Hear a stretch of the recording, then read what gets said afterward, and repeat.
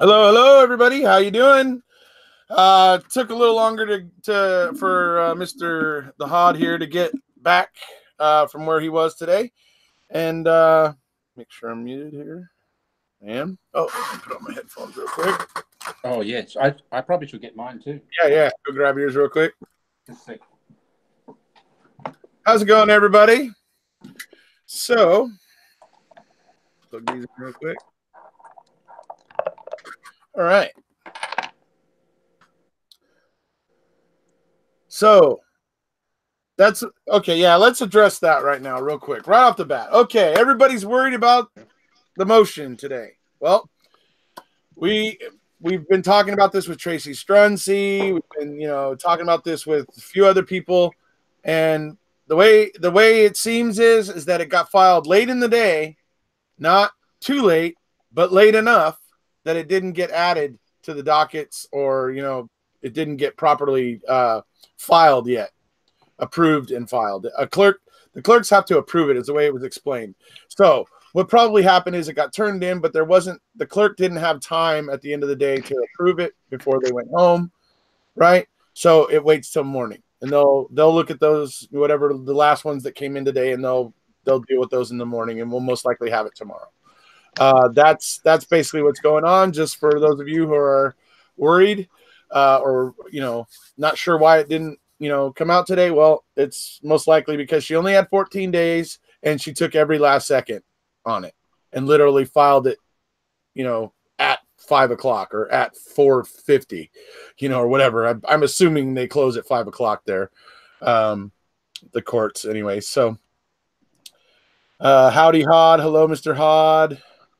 Good evening. How are you, Mr. Kose? Good. Yeah. So nice to see you again, and hello to everyone. Absolutely. It's great to talk to you as well, my friend. Thank you. Always a pleasure. Yeah. It's always a pleasure. Even when the havering Mad Scotsman crashes the party. and I can sort of feel him in the air. It's kind of roundabout, something roundabout right now. Yeah, he'll be floating somewhere. So just gotta check right. He might be here at Manitowoc and just pop in. That's happened before. That'd be fun. I don't know. He's the Scotsman. They're kind of cheap. I don't know. He couldn't afford to come back out in June, so that's a shot. Yeah. Anyways, a little bit of fun at the Mad Scotsman's expense. Hey, Yeah. Anyway. And if he didn't love it, we wouldn't give it to him. Well, maybe not anyway. We'll see. Absolutely. So, yeah, that's what's going on today, folks. Travis says hopefully she filed it with the right court. I don't think that's a problem, folks. I think Travis is being funny. So, anyway, we'll most likely be checking it out tomorrow. And, of course, you can expect Travis and I to be here tomorrow, and most likely Tracy Strong C as well. Mm-hmm. Tracy Strong C will be going on Facebook and doing her live session on Facebook like she usually does in her group. And then pretty much some short time after that, when I get home from work, which is most likely going to be after she's done. So right after that, Travis and I and Tracy, I'll probably take about 30 minutes or so to read the motion myself. And then Travis and Tracy and I will go on. So that's what we'll do tomorrow. Most likely, like I said, it most likely just got filed in the 11th hour and just didn't get processed. So it'll get processed in the morning. Fascinating. Can't wait to hear what's been written and you guys' interpretation of it all. Yep. Absolutely right. It's just interesting breaking these things down and looking at all this stuff and seeing the what's going on in the case. And I mean, it was we were 3 years in, MAM2 was coming out, and it was like, is there any more that could come out? Is there more? Could the state have really done more than the CD, more than just the whole fishy nature of the case, which you see in MAM, more than all those things? Is there more? And lo and behold, the freaking Holy Grail. is there. They're violating statute and hiding it, and thereby violating Stephen's due process rights. It's like, yeah, it just keeps going deeper. I honestly wish I could say I'm surprised, but I'm not. And I mean, I'm shocked about but am I surprised? No, because this whole process is so rotten to the core. Anything is possible, and who knows what else is out there that we haven't yet learned. So yeah, it's as I've said so many times in the past. You can't make this stuff up. And it's just remarkable. We weren't watching this unfold before our very eyes. If it was fiction, we would be like, yeah, this is far-fetched. This is ridiculous. Right? And throwing it out. And that's in evidence by if you try to someone you get the person who may not be all that familiar with the case, right? Mm-hmm. And they ask you, can you tell me a bit about making a murder? And you go, oh, have you got a day? So you try to give the potted version, the short version's at least 15 or 20 minutes, right? Yeah. And then because you give them that version, they want to know more, right? Right. Right. And then you say, well, let's have lunch, and dinner. And what do you want to stay overnight? The depth of detail in this is just unbelievable. And people say, you may be not following it as closely as many of us are. They say, well, where's the case up to? And then even if you just trace the last 3 or 4 months, that takes a lot to explain. It's just amazing just how much stuff keeps unfolding and keeps being revealed. Right. Let me just address something real quick here. Truth Monster, Scots are cheap. Is that anti-Scottish? It absolutely is not. If you knew my surname, you would understand that my dad was very proud of his Scottish tendencies and his frugalness, as he liked to put it. And it was never anything to be ashamed of. So my answer to your question is no, it's not anti-Scottish. Sorry. Moving on. No. They're the original economists, right? And we highly value economists, right? So the bean counters, right? That's right, exactly. So with their Viking hats and it's like the scene in what's it called? Monty Python. Which one is it? The universe, whatever it is, the one. Anyway, where the buildings, the buildings with the financial. It has like the financial like advisors or whatever they are, and the buildings are like ships, and they're like sailing towards each other, and they're having like sword fights with like stuff. It's hilarious. I love that movie. Anyway, that's what I reminded me of when you said that. Yeah. Hilarious. Okay, so somebody else asked tomorrow night for the filing. Tomorrow I will be going live sometime after Tracy. Tracy will be starting her Facebook Live at 6 o'clock Central Time. She will most likely go for a little over an hour. She usually tends to go for a little over an hour. So she'll be finishing up by basically 7 o'clock Central, which will be about 5 o'clock my time. So will I be home by 5? Maybe. So it's hard to say. If I'm going to the job, I think I'm going to tomorrow, I think I'll be home by 5. But basically just look for me, depending where you are. I mean, I don't know, just look for me at around 8 o'clock Central. I would say that's probably the best rule of thumb.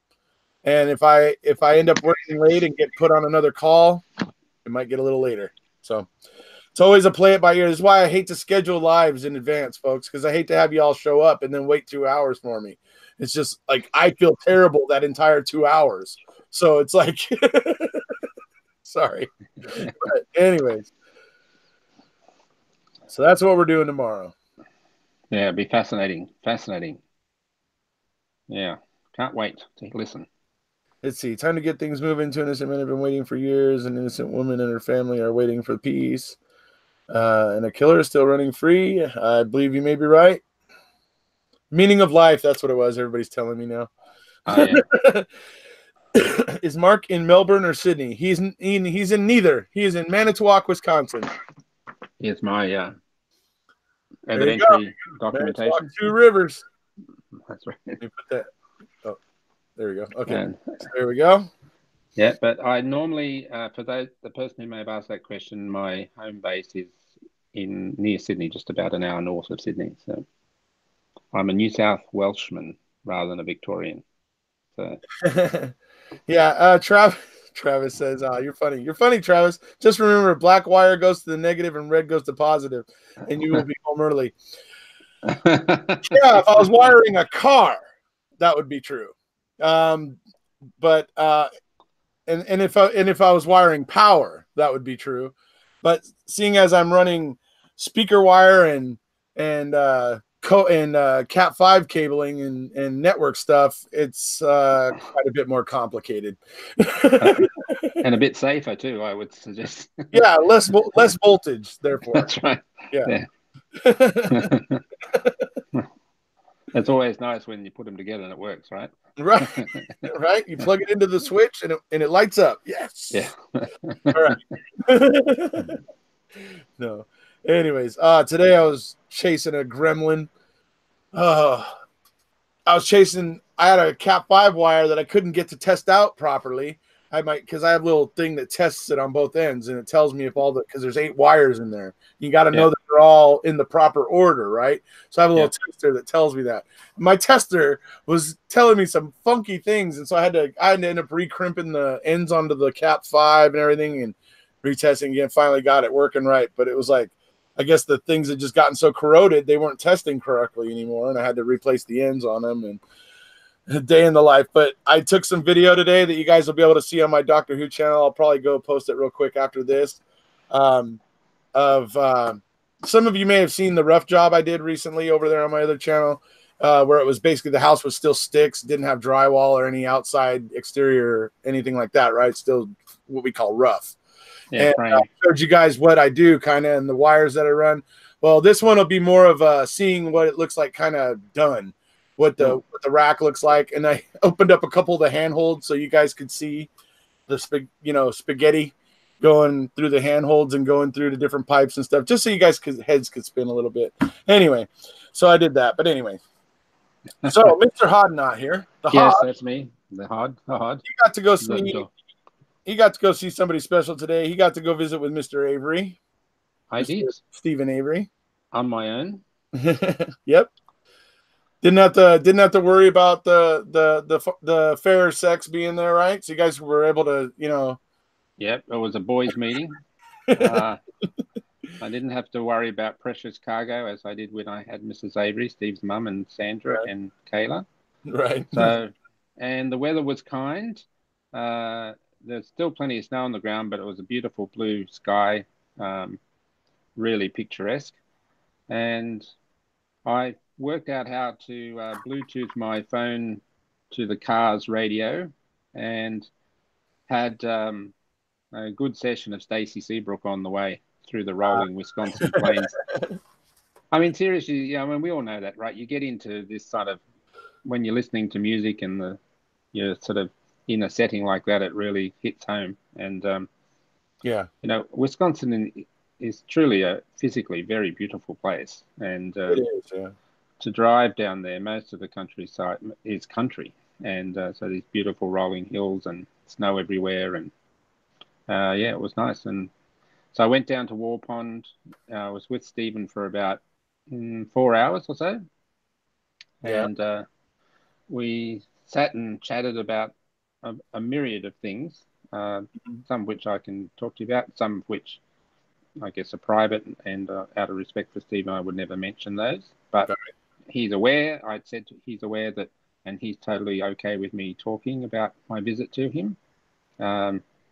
Stephen's like a very, how you see Stephen on, I guess, television. He's a very down to earth, relaxed guy. Mm-hmm. He's not complicated. He's very, he's got a very interested spirit. He's interested in the person he's talking to.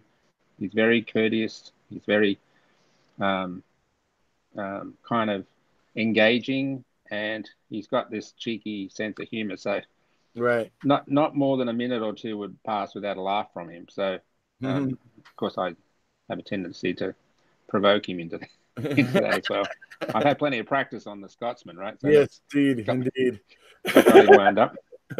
And we talked about a lot of things.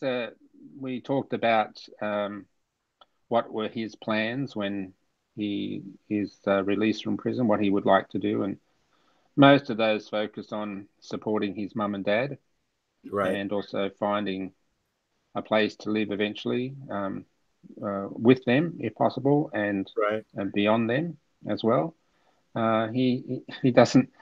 Stephen's goals are very simple. He just Right. wants to lead a peaceful life. He wants to leave all the stuff behind. He doesn't want to carry that with him going forward. Right. Like he said when he walked out of prison the first time, the anger left and he moved on. Sadly, that story didn't last for very long, but that's how he still feels. He just wants to move away from all those issues. Right. And he also, obviously, in addition to his own freedom and that of Brendan's, of course, is interested in law reform. And we spoke a lot about that with him, about issues like the immunity of prosecutors and other law enforcement officials. Right. If that didn't exist, in other words, if they weren't immune, pretty much you could say a lot of this stuff would never happen. Right. And Right. They would fear uh, consequences and they wouldn't do shady shit. Right. and that's how society works, right? Right. And so they should be obliged. That's what being professional is about, being accountable for your actions. Yeah. And so, we talked about a lot of that sort of stuff and things he would like to see change. And yeah, so you might think, well, how do you spend 4 hours with someone and talk? Because Stephen's in the environment of the visiting area. He has to sit on a.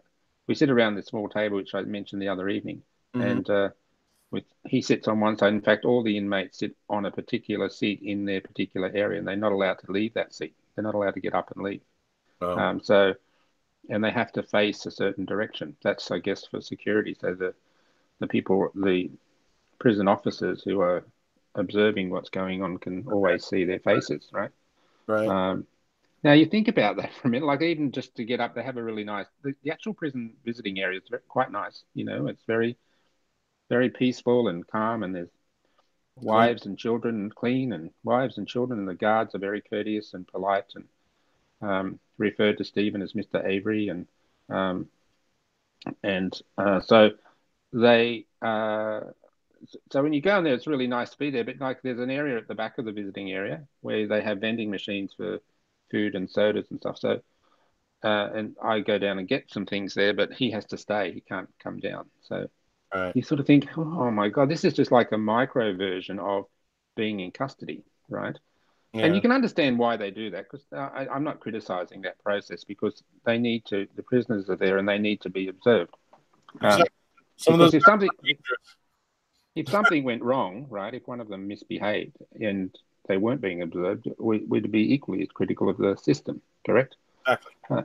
Yeah. So anyway, we did that, and we chatted about the sorts of things I just mentioned. We also played cards, Mm. um, and I said, Stephen, what card game? Because I'm not much of a card player. I play very rarely, in fact. He said, I will play rummy. And I said, well, I don't know how to play that, but I'm a learner, so teach me. So he so he taught me. So much so that I beat him. We played 12 games and I won 7-5. there, So you, there you go. so You know, that was fun.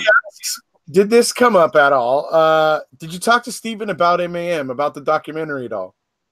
Yes, we did. Yep. Has Stephen seen it? He only knows about it. He Okay. hasn't seen it. Okay. He knows through what people have told him what's in it.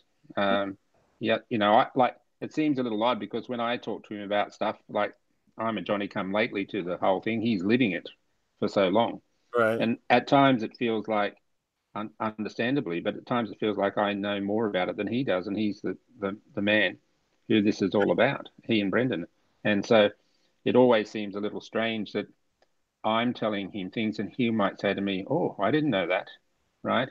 And we think because it's such a publicly focused thing that he would know, um, but he doesn't. Or he might have known somewhat, but he doesn't have the benefit of having it reinforced by watching it at all, let alone repetitively, like many of us do. So it always comes to me as a little surprise, not really, but at the moment a surprise that I tend to know more about a lot of the facts than he does. Um, so it's always important to keep that in mind about his ability to digest and interpret what's going on, because much of what is going on he doesn't know about because of his limited access to communication. Yeah. Wire. Okay. Travis is still going on about the wires. Must have been a fluke. See what I did there? Yeah, fluke. That's the type of tester I have. Yeah, you're a funny guy, Travis. You're a funny guy, but looks aren't everything. No, I'm just kidding. The wires that Travis would be used to are the ones on the cattle prods in Texas. To get those cattle moving along. So he'd be, no, it's it's the wire that powers his laptop that isn't working right now. Anyways, by the way, just to just a little happy snap. Stephen likes to have photos taken, and they have one of the inmates takes photos and they print them out. I mentioned this the other night, so we had another one taken. So I'll just put it up here. Yep, go ahead. There we go. Hopefully you can see it. Hey, there you go. How's I know those two guys. Yeah. I told Stephen when I was there. Was it in your chat? I think it was when we spoke last time. Someone said, "How tall is the Hodd?" Oh yeah. Yeah, that was. I think that was the Mad Scotsman, actually. Oh, was it? Was it? Because Stephen's a bit of a shorty. He's only about 5'3" or 4. So that's a close-up photo, obviously. But when I stand in the distance, I do look really tall. Yeah. So we had a bit of a joke about that. You're not tall. Stephen's just short. No, I'm just kidding. I'm sort of average height, I guess, about nearly 6 foot. But he's only. I said, "How tall are you, Stephen?" He said, "Oh, 5'3", 5'4". He said, I think I've shrunk a bit. I thought I was a bit taller years ago." So somebody's asking an example. He's asking what's an example of what we would know that he didn't. Like, let me. Gee whiz, that'd be a good question on notice. But yeah. Well, think about it. We can answer it later. Let's see what else we got here. Yeah. Essays over. Let's see. Is SA aware of all the support online and YouTube? I'd say he is. He is, but I was very deliberate at reinforcing to him the scope of it, both in terms of volume and depth, worldwide coverage, worldwide interest. You would think, because we know so much about it, that he would be aware of that, but he is in part, but not in that repetitive, constant form that we are, because we see it on our phones or on our computers, or right. He doesn't have any of that, and what he learns about that is what he learns through contacts he has, either via phone calls or right. He doesn't have the benefit of video like we do, so no. He does have access to television, which is limited in terms of coverage, of course, but no video, no social media, none of that. He has access to television and radio to the extent that something popped up on the news, he would likely hear it, such as probably tomorrow when the filing becomes public. Right. But the detail that we come to know through the stuff we see, he doesn't get access to. So that's why his knowledge of it, and he doesn't have in that sense that we do. He doesn't have any reinforcement of those facts. So something might come up for us today, and we can talk to someone about it, and we can thrash the ideas around. Well, he doesn't have any of that. Right. So yeah, but he has KZ. And he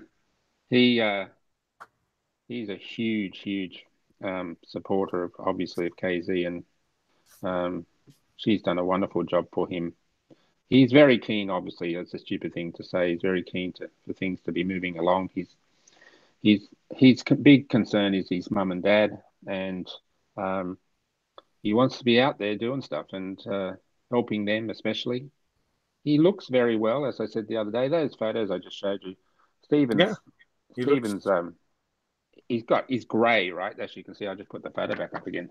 So and it's a light background wall there, but it looks a bit washed out, and the photograph's not that great of itself. But in himself, when you're sitting there talking to him, he looks great, Yeah, and he has a very upbeat approach to things. right. And I could tell when yeah, I talked to him at Raleigh last year that he was kind of pretty upbeat. yeah, and he's thoughtful, and he has his little very brief moment where he thinks, "Oh, I'm not very happy that this is blah blah blah," but he'll switch just like that, and yeah, he's got plans. Let me tell you, he has plans. Yeah. He's and let's hope their plans can be put into action sooner rather than later. So yeah. And he talks about he talked to me about a lot of the people corresponding to him from all over the United States and from around the world. Right. That he gets letters in of all sorts and postcards and things, and Mm-hmm. it's voluminous. The amount of stuff he gets is would really test the best correspondent, let alone someone in a prison environment. So yeah, he's very appreciative of all the support. And you might remember, some of the people might remember that at Christmas time we did a few little brief Christmas videos around the Averys and the Dassies and so on, Mm-hmm. where they said something. We got recorded a Christmas message from people, and Stephen rang Sandra Greenman, and she recorded a little Christmas message from Stephen, which we then added into a little video message. And one of the things Stephen said was, "Well, I'll be out soon, and when I am, you all come around and we'll have a big party." And that's what Stephen really means. That's the sort of guy that he is. He's Yeah. just a decent guy. He's not perfect. He He knows also he's done doesn't it. realize what he's asking for yet either, but Yeah, you know, but that's going but to be a he freaking rager. yeah, he genuinely feels like that. He genuinely feels he wants to thank people for all their support. It's not just a nice thing to say. It's how he genuinely feels. That's that's who he is. And so I'm sure there will be that party somewhere along the line. And hopefully, as I said, sooner rather than later. Yeah, absolutely. So let's see here. Travis wants to know, did he talk about renewable power, energy? Still stuck on the power thing. Funny, hilarious. No, I Uh, don't. if No, you're I don't going to think so. write to Stephen or Brendan, keep in mind that postcards get to them more easily because it doesn't have to be searched. Tell SA to Yeah. come to Texas, no state income tax. Oh God. Limited phone privileges and any other freedoms. Remember, they are in prison. Yeah. SA and BD will need to disappear upon release. Yeah, it could be true. Certainly, there's going to be those out there that are going to be unhappy with them.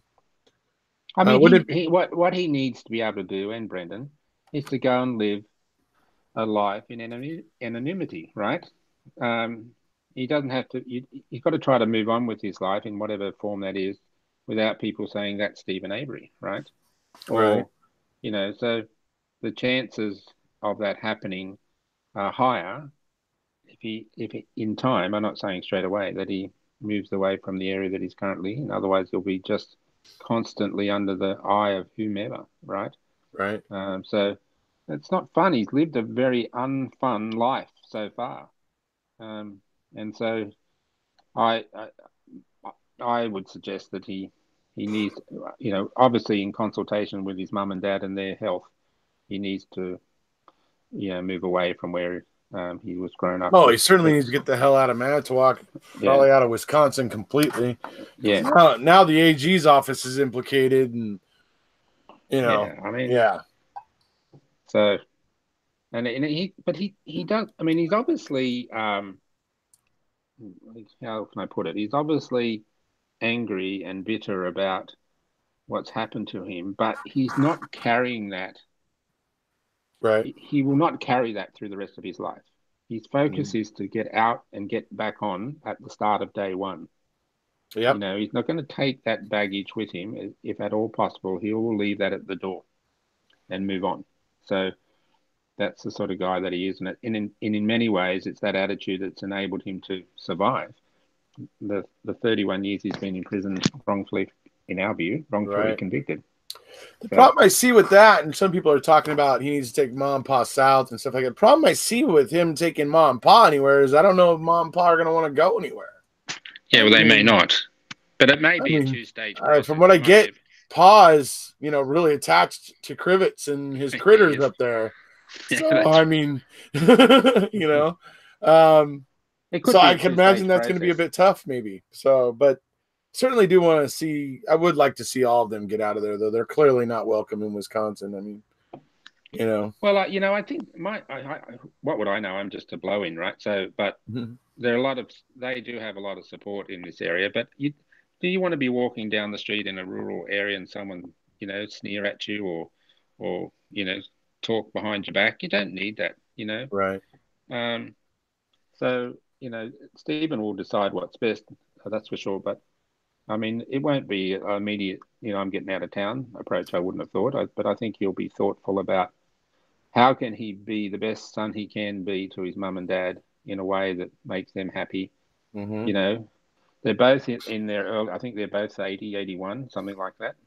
So let's just be realistic, Even a good innings 15 years from now, there's a high likelihood that they won't be around. So, and if we broke that 15 years into 3 lots of 5 years, you're going to say that the next 5 are going to be the most important, and then so on.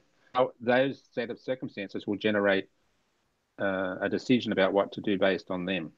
And so that's where his mind is focused, on his mum and dad, and just trying to recover something of his life in a way that is meaningful. Right. Absolutely. Maybe, God, there's so much to learn from this case, but particularly from Stephen. So, hopefully there's some recovery for him based in some really meaningful law reform. And I think as I said, we talked a lot about that. So he's focused on that as well. And, that may see part of his work, either in consultation with others, to be some type of spokesperson or symbol for genuine law reform. So I hope that's the case, because I don't want to see another Stephen Avery type case ever again. Oh, dude. It's like I've said, man, I truly hope all the law enforcement officers across the country have taken notice of what happened in Manitowoc, and just realize, if you ever run a shit investigation like Manitowoc did against somebody that you've already wrongfully convicted once, this is what you can expect. So if you're going to do it right. Don't show up with what they showed up with in the Miss Teresa Halbach investigation. If you're a law enforcement officer with any kind of integrity in this country, and you're looking at convicting somebody you've already wrongfully convicted once, you better make sure you're dotting those I's and crossing those T's, and don't have the shit show we see in Manitowoc. Yes. Well, I mean, the truth is that most law enforcement officers are highly trained and people of integrity, and their profession is getting bagged by the rotten apples in the barrel, right? And so, by the way, as we've said before, one of the important ways, at least in my opinion, to deal with this is to have the law reform on such issues of immunity, so that people will feel an immediate consequence to improper behaviour. not just for themselves, but if they've got superior officers directing them to do things that they know in their own standards of integrity and professional behavior is wrong, they'll speak out. And even if it's not direct, they should have some independent body they can report issues to that they're concerned about, and rebuild a culture of professionalism and integrity, not a culture of jobs for the boys or, whatever.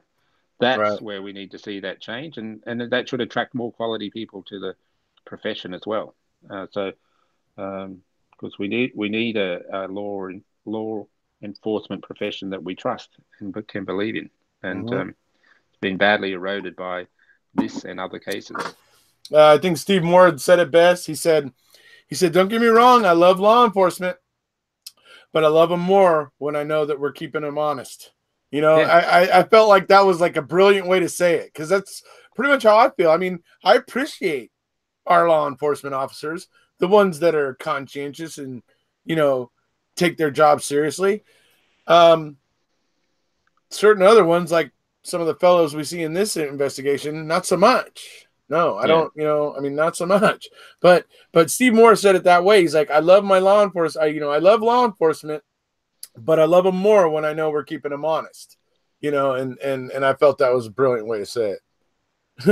Yes, it is, and it's true. And you know what? And I would suggest that most law enforcement, perhaps with some notable exceptions, want to feel that they have a structure around them that keeps them honest. It gives them a set of rules to behave within, and so things aren't grey for them either.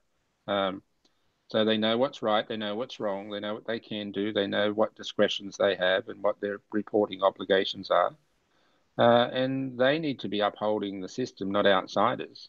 And, to have integrity commissions that are fully independent, or bodies that lower ranking officers can report to without feeling the fear of reprisals or other things, right? I think is a part of that reform process.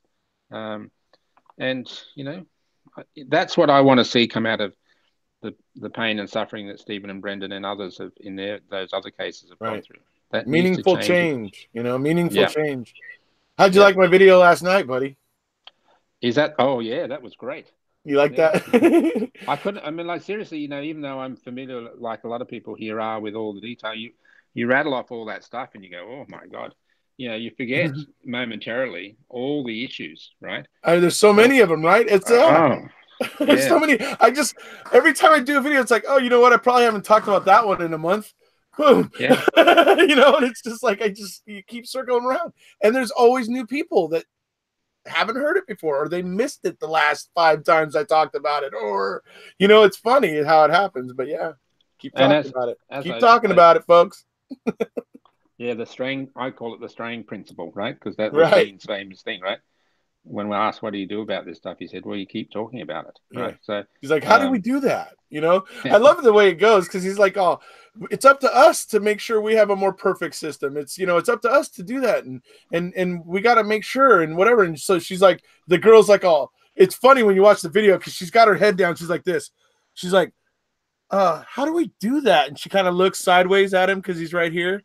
And and he looks at her and he goes, you talk about it. I think it's brilliant. It's a brilliant quote. It's awesome. I love that bit. Yeah, Dean Strang is very good at those very deep but simple thoughts. And there's much to learn by the way he articulates information. So, yeah. Yeah, absolutely. Yeah.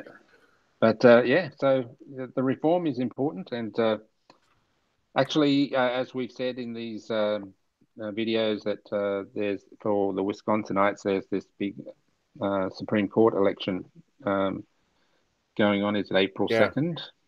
What a great opportunity for people to get out there and demonstrate their interests by, irrespective of who they vote for, by elevating the number of people who bother to vote. I guarantee it, folks. A record turnout for that election is going to send a message in Wisconsin. If there's a blowout record turnout for that election, which is meant to, they were predicting like 2% of people. If say 20% of people showed up and voted for that election, That would get some attention, folks. That will get some attention. That will send a message. One of the interesting, interesting sort of comparison, but analogy perhaps is better. That Travis will be happy because he wants me to have analogies. So that are attributable to me, not to Paul. Right. There's a general election coming up in India, right? India's, I think, got about 1.3 billion people is their population. Right. And 900 million people are voting, right, or eligible to vote. Uh-huh. Half of that number are under age 25, right? Half of the eligible voters in India are under age 25. So think about that if you're a running politician. You better have some policies for the future that resonate with young people. Yeah. And I'm not sure what the rules are about voting in India, but, you know, at the moment, at least as best I can judge, at least to now, is that most of the so-called politicians in Wisconsin and other places tend to focus on the people probably 40 years and up. And people power, my friends, young people power is going to be the carriage of change. And just get out there and vote if you're eligible to vote. That's what they should do. And it reflects that tidal wave of change that should be coming. And, you know, a Supreme Court election, which is all about the application and interpretation of the law, is a great place to start.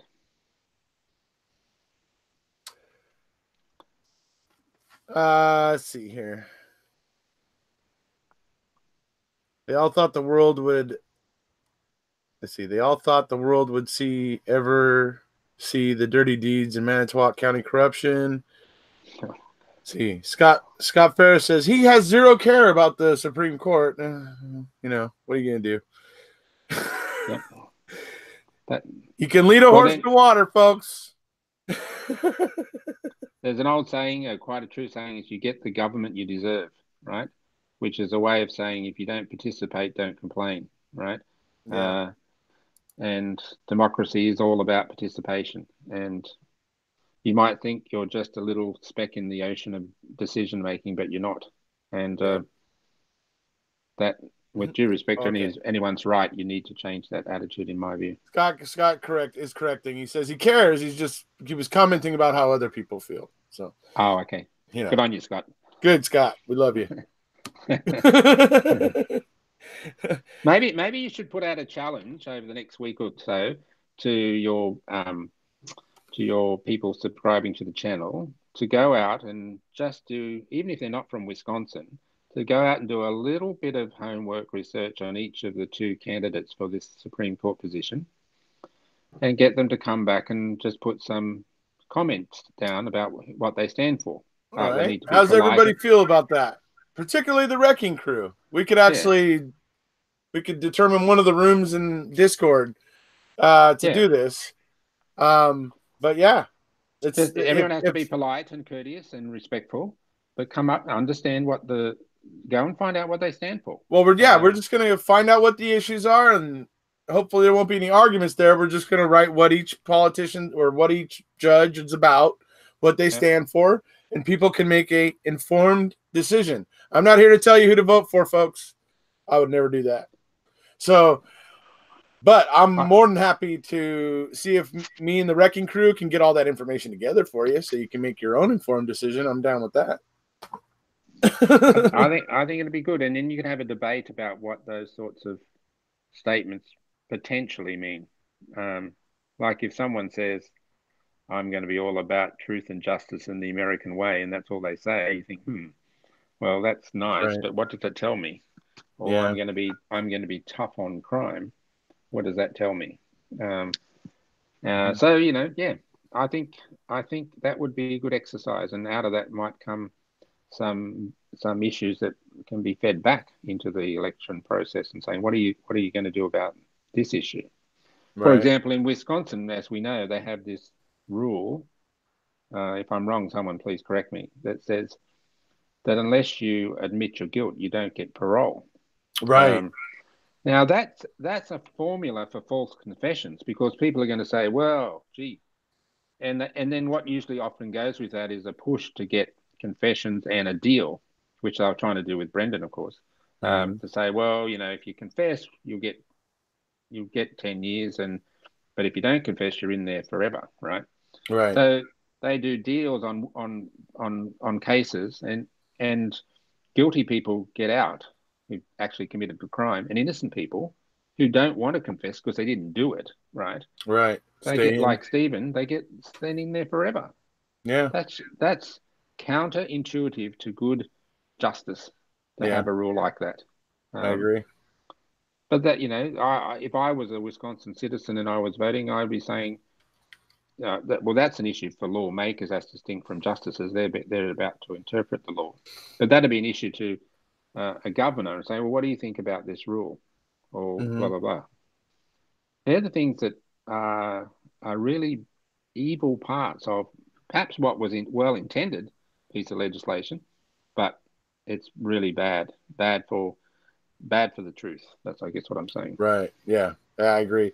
I think that's really stupid. Them, that requirement that you have to admit it on the way out. No, I went through an entire trial and maintained my innocence. I'm going to continue to do so. I served my time. Let me the fuck out. Exactly. I mean, God, I don't know. Yeah. I do have an issue with that because, yeah, you're right. Exactly right. It's either going to make false people confess or it's going to make them stay in longer than the criminals. Correct. That's just against the freaking idea of what's supposed to be going on here. I mean, so yeah, absolutely. I think there's an issue there. Yeah. Okay, so somebody is asking about the article that KZ tweeted today and then deleted from the UK Sun.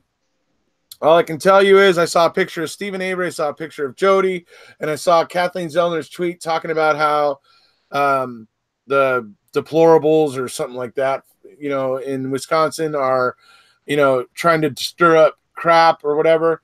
So I can only imagine that article had to do with some of the domestic disputes between Jody and Stephen. And to be perfectly honest, it's ridiculous to talk about. Ancient history. It's ridiculous to talk about. Did law enforcement do anything about those things at the time? Right. Nope. Did they bring charges against Stephen? Did they do anything? Nope. No, they didn't. Now that they're trying to pin a murder on him, now all of a sudden all these things are meaningful to them. Now all of a sudden all these things are suddenly going to matter. Why didn't you do anything about them then? If Stephen was such a bad guy, why weren't you arresting him for these things then? Yeah. See, something about the way they conduct themselves tells me that we don't know the full story here. Yes. The way that the agents of the state act in this just tells me, I know we do not have the full story. There's still more. And let alone, most people who... Oh, and sorry, one other thing. Sorry. Yep. Ziggy asked if you would be willing to stop off in Michigan to visit her on the way back. Right. Ziggy, if I had the time, I'd be happy to. But I'm going the other direction. You're headed over to Europe? Uh-oh, he froze. Uh-oh. We lost him. Damn it. See, I shouldn't have asked your question, Ziggy. Look what you did.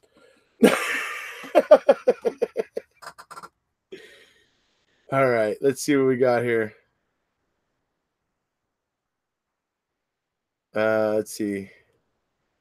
It's a clear choice with just a little research.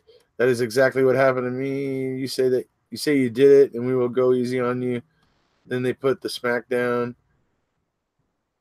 Hey, Hodd, my ex-wife is a city manager.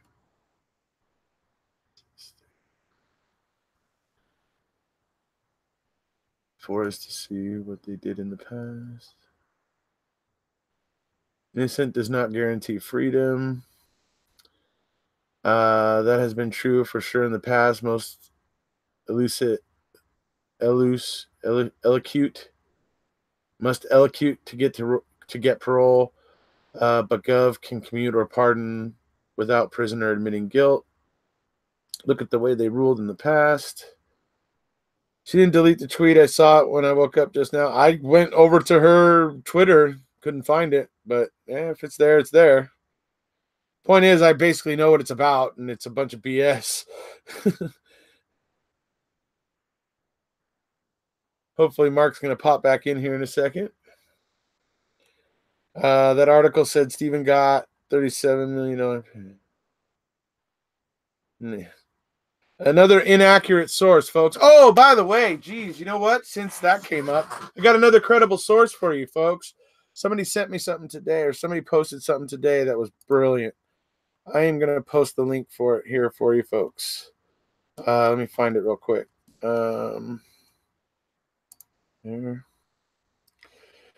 Here is a new credible source for everybody.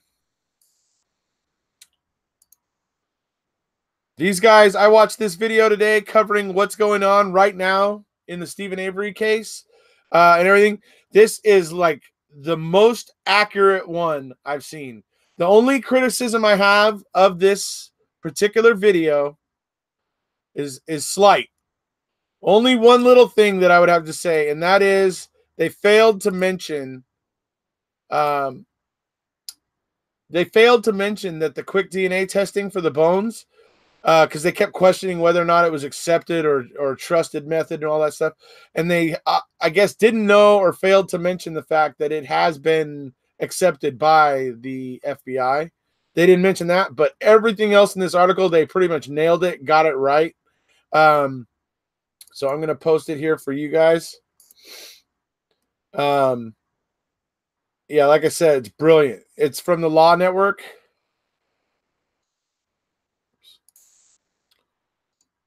Sorry, it's from Vinny Politan from the Law Channel or the Law Network. Anyway, check that one out. I think this could be a new credible source when they talk about Stephen or Brendan. These guys, if they follow suit with what they did in this video, these guys could be a credible source. So just so you know.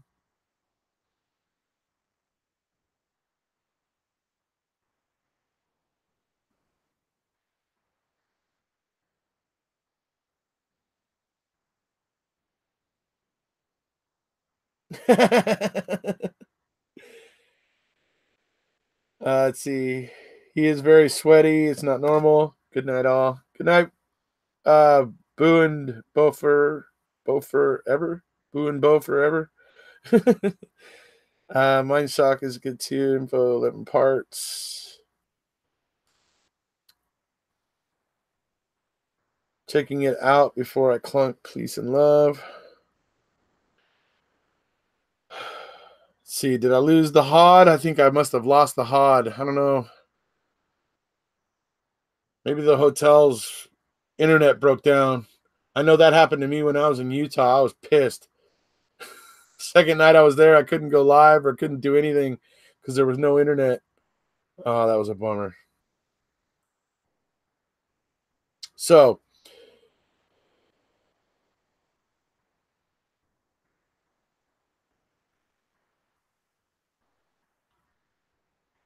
he got so excited to visit he signed out. Let's see. Was that what Greaseback said? He's been promoting his book lately. Okay. Let's see. Yeah, so. Hey, Tracy, how's it going? Nice to see you. Let's see.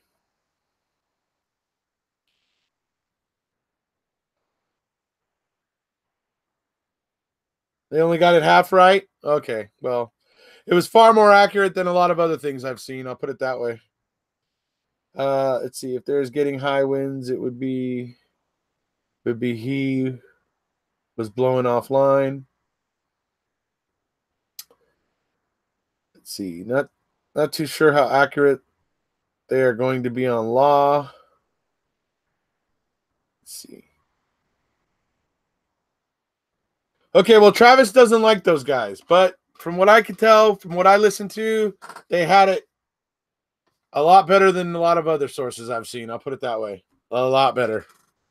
Like I said, my main criticism was that they didn't voice the fact that the quick DNA bone testing has been basically sanctioned by the FBI. It's accepted by the FBI, and that was the one thing that they seemed to miss for me.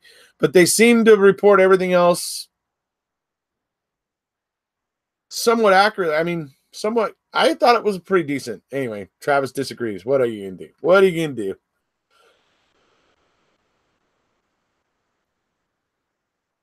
Wait, I didn't say that. Let's see. I'm just the other side of the lake from him, and we have been getting some crazy wind.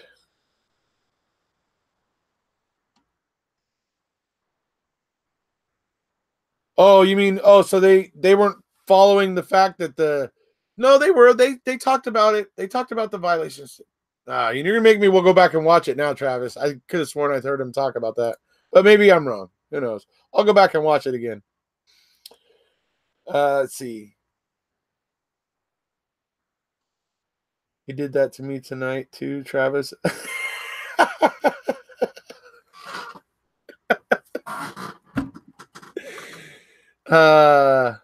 No, go watch it again. I just said I was gonna go watch it again. I don't need. Who you think? You think you're the boss of me, Travis? Huh? I'm the boss of me. I said I'm gonna go rewatch it. Anyway. I'm on the other side of one of the lakes. Yeah, that's funny. Pom pom. Let's see. Hey, they're better than all right. Yeah, way better than Nancy Grace. Hey, look, I thought they did a pretty decent job, but you may be right. Maybe they didn't distinguish between the testing motion and the statute motion. I'm gonna have to go back and check it again now. That may be. I could have sworn I heard them talking about. Yeah. Anyway, we'll see. Everyone is better than Nancy Grace. The mice I had are better than Nancy Grace. Don't forget to close the fridge, Trav. Yep. See? Close the fridge, Trav. Before you go walking around your house, before you start going and getting your step count on your Fitbit, make sure you close the fridge, buddy. Why is it that no one ever mentioned the fact that the Calumet deputy that was in Avery's bedroom filling out paperwork committed a crime by not stopping Link and Colburn from entering? Well, technically, it's not a crime. Technically, he was there to watch them. He was technically, that's the reason, the only reason Kucharski, that's the deputy you're talking about, the only reason Kucharski was there was to watch them. So they had permission to be there. They had permission to be there. So should still be breaking the law, in my opinion. I mean, the conflict of interest in this case is ridiculous. They said there's a conflict of interest, so Manitowoc wasn't going to be involved. But the only division of Manitowoc County Sheriff's Department that wasn't involved is the only department of the Manitowoc County Sheriff's Department that didn't have a conflict with the 1985 case. So go tell me what freaking kind of sense that makes. Yeah. Riddle me that. Riddle me that. He was their babysitter. He was on the lookout for Lincoln Coburn. He was communicating with the alien buds. Yes. He had no idea at the time he was really babysitting. That's actually another thing he didn't really know. That dud cracked me up on the stand. Yeah. Using the baby still got to plant the key. I thought Manitowoc officers weren't allowed. They weren't supposed to be. What's the federal law violated? Federal law violated.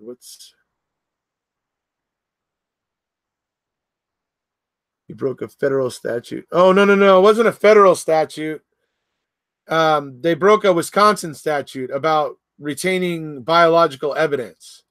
They broke that statute and compounded that mistake by hiding it and not turning over the paperwork or letting Stevens' attorneys know that they had done it and all that. And so that compounds it because now it's a violation of Stevens' due process rights, which could automatically trigger a new trial. We do not have access to KZ's filing yet. You have to wait till tomorrow night, folks, for that. Well, those of you who are home during the day, you'll be able to get it and read it long before me. But if you were waiting for the breakdown here on this channel with me and Trav and hopefully Tracy, who just showed up here in the chat a minute ago, hopefully we'll all three be here tomorrow talking about it, and you guys can come check it out tomorrow night. I would basically say around 8 or 9 Central. Maybe sooner. Hopefully sooner. But yeah, sometime tomorrow night when I get home from work, basically.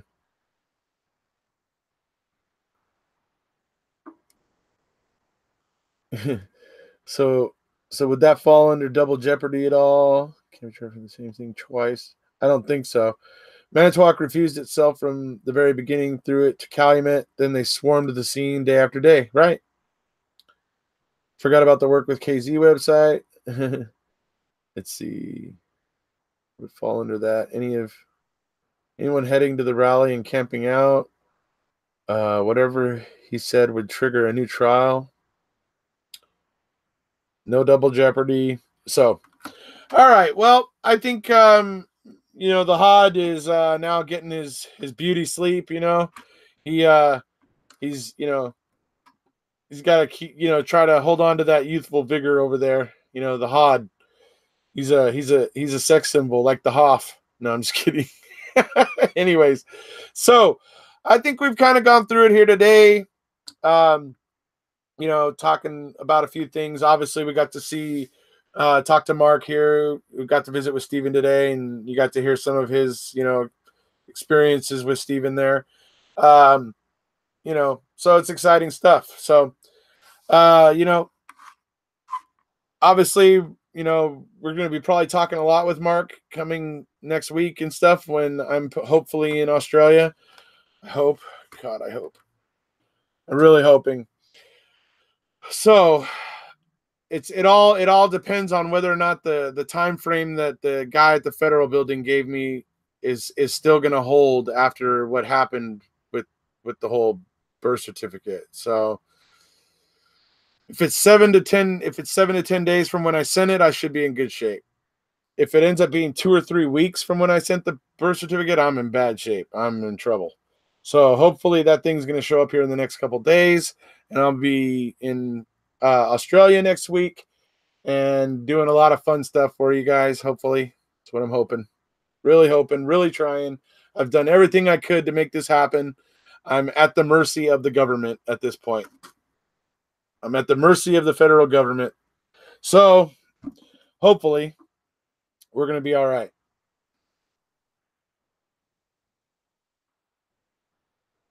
Oh, you're talking about a different statute, Robin? Okay, fair enough. Travis, what do you know about that statute?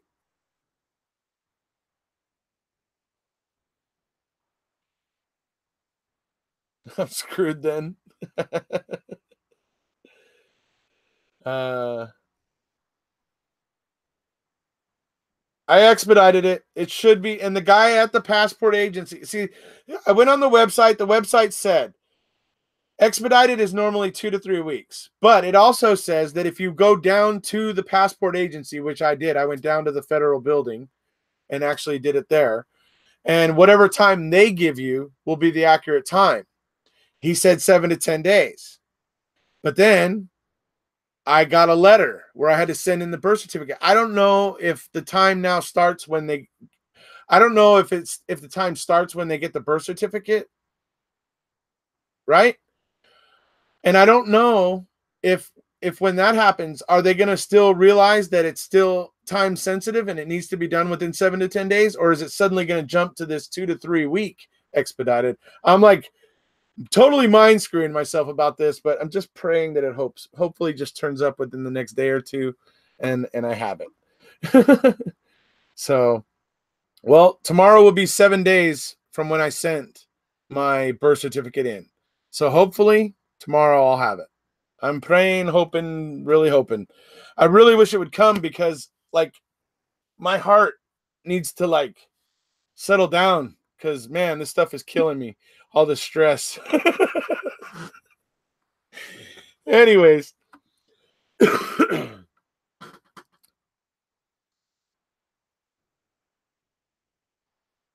Only was supposed to supply equipment. Exactly. All those things are true. So that's about it for today, folks. Hope you enjoyed it. Hope you enjoyed the chat with Mark, getting to hear a little bit about his experiences over there, visiting Steven and everything. As I said, you guys can expect to see us tomorrow. Hopefully the lovely Tracy Strong C will be with us. and we'll be going over KZ's motion to the circuit court. So if you haven't already, please hit subscribe. And we'll see you. Make sure you hit that like button too.